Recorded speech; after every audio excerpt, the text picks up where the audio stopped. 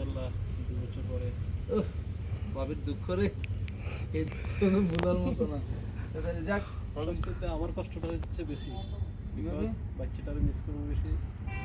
তারপরে বিশেষ করে বাচ্চাটা যে কোনো মুহূর্তে বাবা চলো দোকানে চলো, বাবা ওই দিক দিয়ে চলো, বাবা একটু হাঁটিয়ে দাও, একটু কোলে নাও, বাচ্চা কারো কোলে ওঠে না। আমরা দেখলে বাবা একটু একটু করে নাও, একটু একটু অল্প একটু হাঁটিয়ে দাও, শুধু এতটুকু। আসলে এই ফিলিংসটাই অন্যরকম।